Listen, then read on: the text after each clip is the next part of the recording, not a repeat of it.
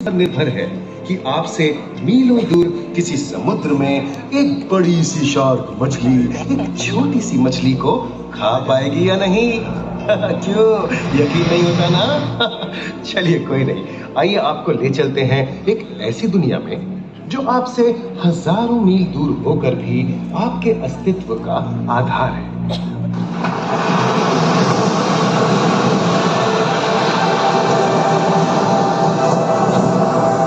ये महासागर है, मीलों दूर तक फैला हमारे जीवन का केंद्र, जिसका पानी हर देश की सीमा से परे। हमें सांस लेने के लिए जरूरी ऑक्सीजन का 50 से 80% इन्हीं समुद्रों के पानी से आता है। ये भी कह सकते हैं कि ये सागर एक विशाल संयुक्त परिवार की तरह है, जिसमें ये सभी जीव एक ही घर में रहते हैं, जैसे मछलियां, mollusc, dolphin, seal, walrus, crustacean, bacteria, समुद्री एनीमोनी और हाँ, ब्लू व्हेल भी, जो पृथ्वी का सबसे बड़ा जीव माना जाता है। और जंतु ही नहीं, इन समुद्रों में पौधों की भी लाखों प्रजातियां पाई जाती हैं। इन विशाल समंदरों का पानी हमारी पृथ्वी का लगभग 3/4 हिस्सा है। इस धरती पर 5 बड़े महासागर हैं: आर्कटिक, अटलांटिक, हिंद, प्रशांत और दक्षिणी महासागर। ये सागर इतने महत्वपूर्ण हैं कि इनका तापमान और लहरें दुनिया के हर हिस्से के मौसम पर असर डालते हैं, चाहे वो मौसम कितना ही खतरनाक क्यों ना हो।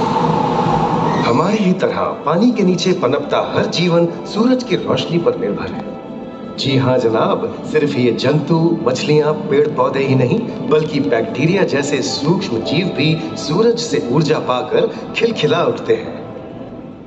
ये देखो मिस्टर ऊदबिलाव, कितने मजे ले रहा है। देखा इसे, अपने चेहरे की पोजीशन ऐसे बदल रहा है जैसे किसी स्पा में स्टीम ले रहा हो। और वो चली मैडम व्हेल इठलाते हुए सनबाथ लेने। और ये जोकर मछली यानी क्लाउन फिश, ये तो गाना भी गाती है भाई, बिना किसी सुरताल के। हाँ, ये राख समुद्री जानती है और कोई खतरा महसूस होने पर ये कभी गुर्राती है और कभी चहकती है। क्लाउन फिश है ना। और ये डॉल्फिन हमारे स्मार्टफोन से भी ज्यादा स्मार्ट है। ये अपनी आवाज का इस्तेमाल सोनार की तरह करके एकदम सही दिशा में तैरती और एक दूसरे को संदेश भेजती है। जी हाँ, ईमेल या व्हाट्सएप से भी तेज। मूंगा चट्टाने यानी कोरल रीफ दुनिया की सबसे विविध इकोसिस्टम्स में से है। इन चट्टानों को अक्सर समुद्र के वर्षावन कहा गया है। आई, समुद्र में वर्षा, अजीब बात है ना। अरे दरअसल इनका नाम इनके आसपास बसे इन जीवों की विविधता के कारण पड़ा है। इनमें से कुछ मूंगे गर्म उथले समुद्र में, तो कुछ ठंडी अंधेरी गहराइयों में रहकर हमारे इकोसिस्टम के संतुलन को बनाए रखते हैं।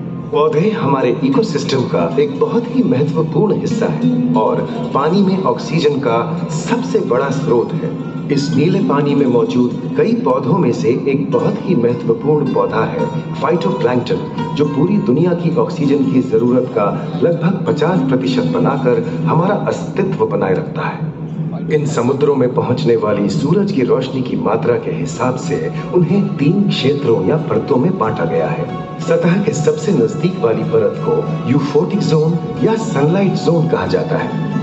जाहिर है कि यहाँ सूरज की सबसे ज्यादा रोशनी पहुंचती है और 90% समुद्री जीवन इसी परत में मौजूद है। अगली गहरी परत को डिस्पोटिक जोन या ट्वाइलाइट जोन कहा जाता है। इस परत तक सूरज की सिर्फ 1% रोशनी पहुंचती है, जो पौधों के जिंदा रहने के लिए काफी नहीं है। तीसरी और सबसे गहरी परत एफोटिक जोन या मिडनाइट जोन है। यहाँ सूरज की रोशनी बिल्कुल नहीं पहुंचती। ये परत पूरी तरह से अंधेरी और ठंडी होती है, बिल्कुल किसी हॉरर मूवी के सीन जैसे। ये कई जगह पर इतनी गहरी होती है कि यहाँ आसानी से माउंट एवरेस्ट जैसे ऊंचे पहाड़ भी समा सकते हैं। और इसकी सबसे गहरी जगह है प्रशांत महासागर में मरियाना ट्रेंच।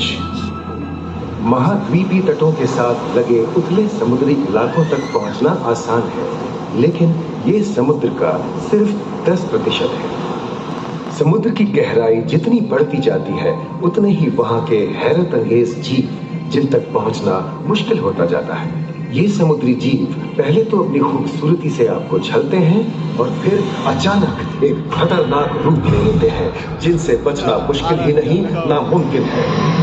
और ये क्या, अचानक ये रोशनी कहां से आई? ओहो, ये तो जेलीफिश का झुंड है जिनकी रोशनी एकदम डिस्को लाइट की तरह लगती है। वाह, ये हुई ना बात। अब सभी बड़ी छोटी मछलियां इन चमचमाती डिस्को लाइट को देखकर पार्टी करने आएंगी।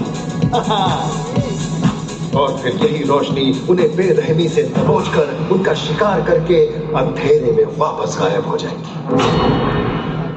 लेकिन सभी शिकारियों को छलावे से लुभाना नहीं पड़ता। सबसे घातक शिकारियों में से है शार्क, जैसे ग्रेट व्हाइट और टाइगर शार्क।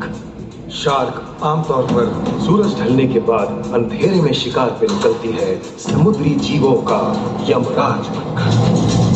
आज तक शार्क की 500 से ज्यादा प्रजातियों का पता चल चुका है। ये हर तरह के खुले महासागरों में, मूंगे की चट्टानों में, आर्कटिक की बर्फ के नीचे और समुद्र की अंधेरी गहराइयों में पाई जाती है। और ये है समुद्री घोड़ा, जो तबड़क तबड़क नहीं, छप छप छप छप करता है, यानी दौड़ता नहीं, तैरता है। हमने इन समुद्रों के बारे में बहुत कुछ जाना है, पर अभी भी बहुत कुछ जानना बाकी है। ये सागर गहरे और विशाल, ठंडे और अंधेरे में डूबे होते हैं। इन गहराइयों में पनपने वाली 17,000 से अधिक प्रजातियां मानो किसी कल्पना से कम नहीं है।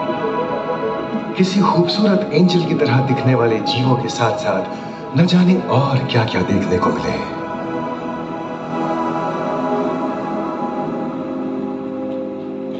इन विशाल सागरों के इकोसिस्टम इनके बाहर तक फैले हैं। खारे पानी की खाड़ियां, समुद्रों, समुद्र तटों और नमकीन दलदली इलाकों तक।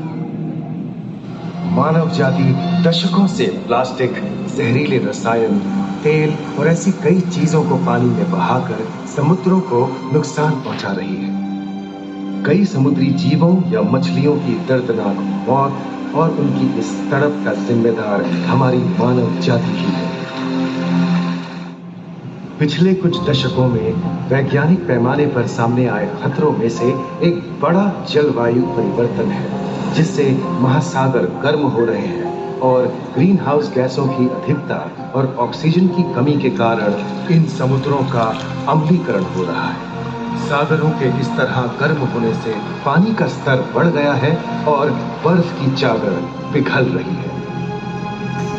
इस विनाशकारी बदलाव के परिणाम स्वरूप समुद्री जीवन खत्म हो रहा है और पूरे इकोसिस्टम के लिए ऐसे खतरनाक हालात हम ही पैदा कर रहे हैं।